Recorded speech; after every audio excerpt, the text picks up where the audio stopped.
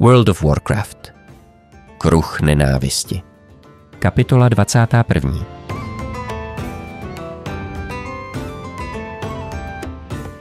Desátník Rich neměl ponětí, kdo boj vlastně začal. V jednu chvíli stál v první linii před zdí Northwatchské pevnosti vojín Hoban po jeho levici, po pravici vojín Alyn. Stáli asi 20 kroků za majorem Davinem. Major sám byl úžasný. Stál tam proti všem těm orkům jako skutečný válečný hrdina, který se nebojí ničeho. Všichni byli na majora hrdí. V příštím okamžiku už byla první linie rozdrcena a orkové, trolové i lidé byli v sobě. Všude kolem sebe slyšel řinčení železa a řev na obou stranách pobízel ostatní, aby zabíjeli nepřátele. Ne, že by to Richa nějak zajímalo. Orkové měli odvahu.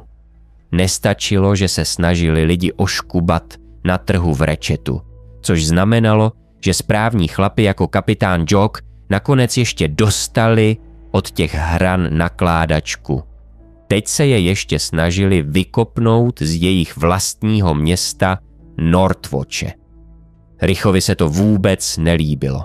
Tasil velký obouruční meč, rodinnou památku. Otec kdysi býval součástí kultyraských dobrovolníků a meč hodně využíval.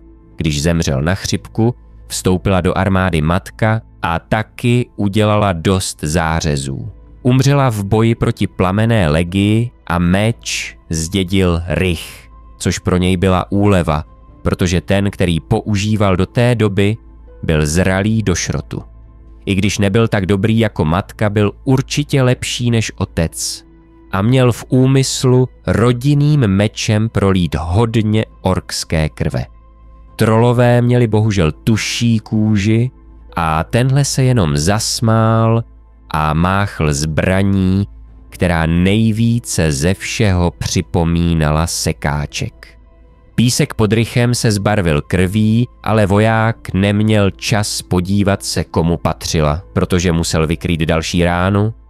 Na tohle jste čekali dlouho, řekl troll. Mohl si to ušetřit, protože Rich mu v zápětí probodl hruď. Jeho protivník padl do písku a Rich meč rychle vytáhl a otočil se, aby zjistil, že krev patřila Hobanovi a Alynovi. 3 leželi mrtví s mnoha ošklivými ranami. K bráně pevnosti se řítil nějaký ork a ze sekery mu kapala krev. Rich zařval, rozběhl se za ním a probodl zeleného ze zadu. Hej, člověče! Rich se prudce otočil, aby spatřil jiného orka. Ty jsi zabil Gorkse, člověče. A Gorks zabil moje kamarády. Procedil Rich skrz zuby. Jo, bojoval s ním, ale ty jsi ho probodl ze zadu. Rich na tom neviděl nic špatného a znovu řekl. On mi zabil kamarády. Ork zvedl obouruční meč a řekl. No, a teď zabiju já tebe. Orkův obouruční meč byl daleko větší než Richův, ale to znamenalo, že orkovi trvalo mnohem déle, než s ním máchl, protože se musel pořádně napřáhnout. Rich měl tedy dost času, aby uskočil nebo ránu vykryl. Pokus o drahou možnost vyústil ve střet obou čepelí, po němž se mu roztřáslo celé tělo tak, že napříště už volil jen možnost první. Když však před velkým mečem uskočil počtvrté, vrazil do vojína naše. To způsobilo, že se Neš překvapeně otočil, čímž se odkryl útoku orkské obludy. V Richovi se vařila krev. Nestačilo, že tihle orkové zaútočili, ještě ho nutili skoro zabíjet vlastní lidi, co si nesrozumitelně zařval a vyřítil se na orka s mečem napřaženým k ráně. Ork udělal úkrok doleva, ale mečem, který nechal tam, kde před okamžikem stál, přesekl Richův kyrys i hruď. Vojákovi projela tělem pálivá bolest a jeho řev byl ještě méně srozumitelný. Mečem v pravé ruce divoce zamáchal, zatímco levou se chytil za zraněnou hruď.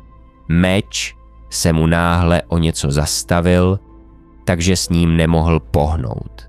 V obrovské bolesti se otočil a spatřil, že meč se zasekl orkovi do hlavy.